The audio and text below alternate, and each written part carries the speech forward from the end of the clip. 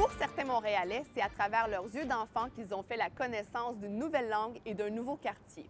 Parce que leurs parents avaient envie d'améliorer leurs conditions de vie, c'est à Montréal que cette nouvelle génération s'est émancipée. Et c'est le cas de mon invité, M. Joseph Stinziani, qui est né en Italie, mais qui a vécu à Montréal la majorité de sa vie.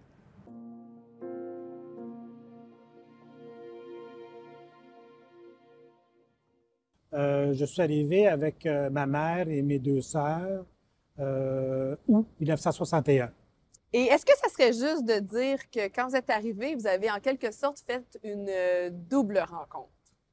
Oui, j'ai fait une double rencontre parce que j'ai évidemment découvert Montréal et aussi j'ai vu mon père pour la première fois à mon arrivée parce que mon père, lui, a immigré avant nous en 1955 et ma mère était enceinte de moi quand mon père a quitté au mois d'août. Qu'est-ce qui l'avait motivé à arriver plus tôt que vous, comme ça? À l'époque, dans notre village qui s'appelle Larino, après la Deuxième Guerre mondiale, bien évidemment, l'économie était pas très bonne. Et puis, mes parents étaient des agriculteurs.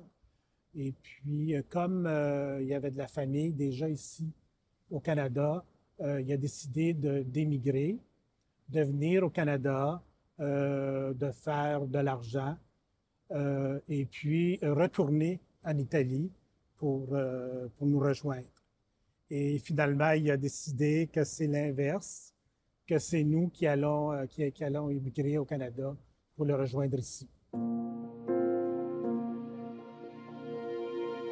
Après la Deuxième Guerre mondiale, on voit une grosse seconde vague d'immigration italienne qui vient suite à la première qui a eu lieu au début du 20e siècle. Les Italiens vont fuir en masse un pays qui a été dévasté par la guerre. Il y a beaucoup de pénuries en Italie à ce moment-là. Les gens vivent dans la pauvreté, dans la misère, vivent dans l'insalubrité, ont des insatisfactions politiques.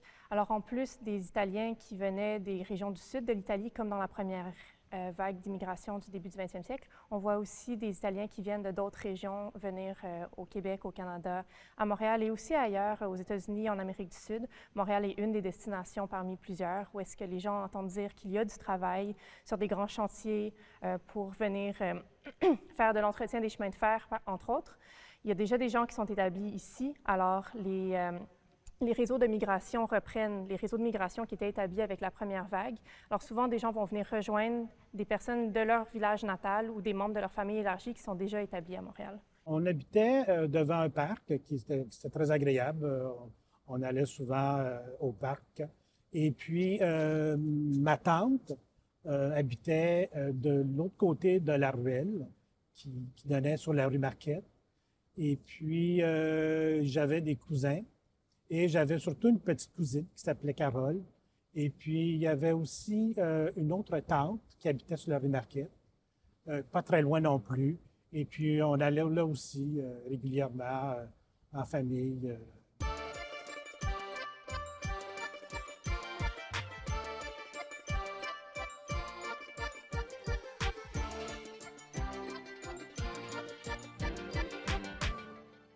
Les premières générations ont travaillé très, très fort pour avoir accès à la propriété, donner des meilleures conditions de vie à leurs familles, donner accès à l'éducation à leurs enfants. Alors aujourd'hui, on retrouve des Italiens dans tous les domaines de l'économie, que ce soit des professionnels, des médecins, des avocats, des architectes, des artistes, des enseignants, des auteurs.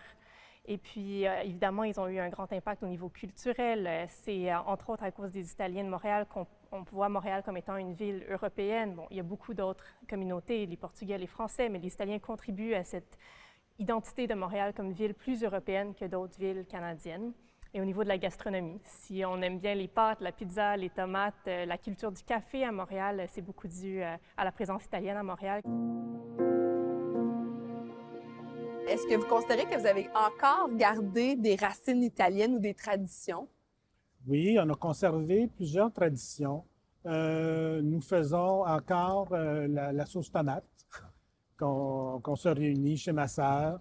C'est toujours vers la fête du travail qu'on va cueillir les tomates et puis ensuite on met en pot. Nous faisons aussi de la saucisse. Ah oui? Oui. À l'époque, quand j'étais enfant, quand j'étais jeune, mon père achetait une épaule de porc et puis on s'assoyait à la table, on coupait le tout au couteau et puis on le faisait mariner, puis ensuite on les mettait dans les tripes.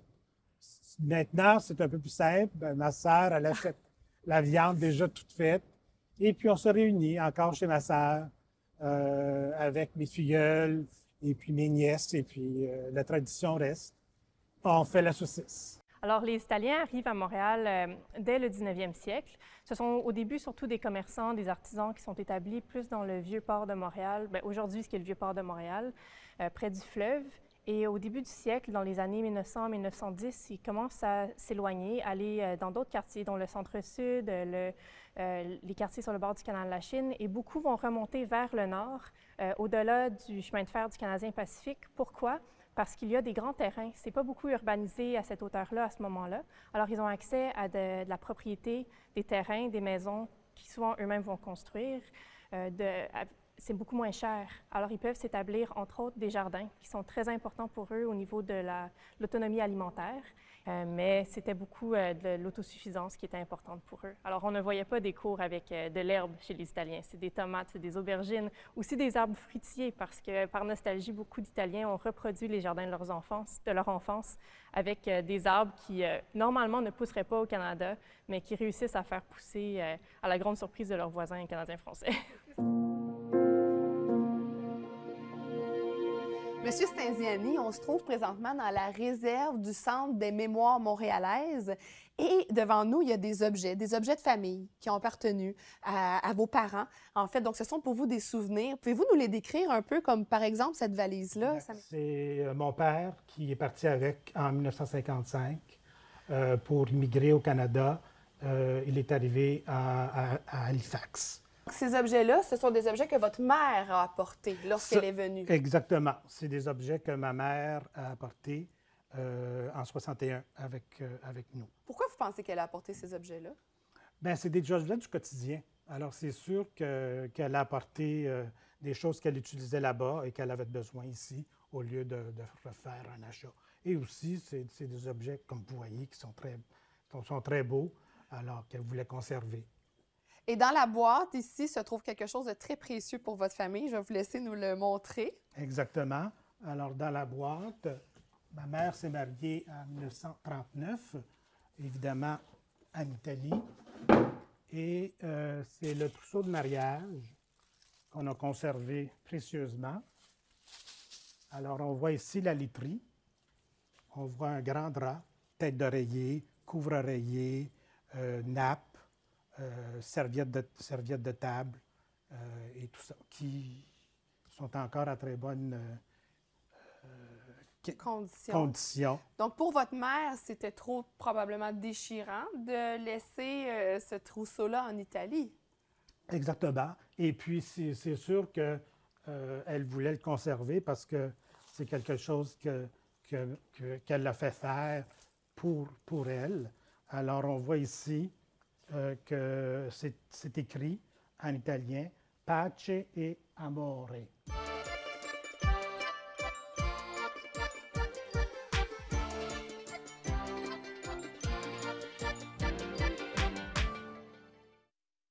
Un trousseau était quelque chose de très important pour une jeune fille. C'était quelque chose qu'elle devait réunir pour apporter au ménage, pour apporter au mariage.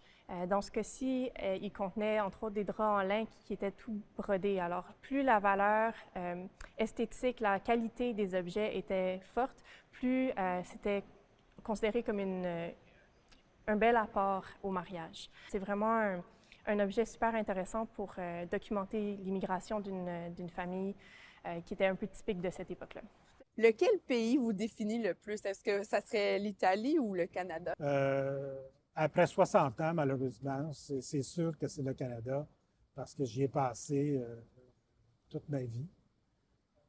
C'est sûr que j'ai toujours une nostalgie du pays. Je vais rester italien parce que c'est mes origines. Culturellement, je vais rester aussi très italien parce que physiquement, je ne peux pas dire que je ne suis pas italien. Et puis, mais le Canada, c'est vraiment ma terre d'accueil et que je vais garder dans mon cœur.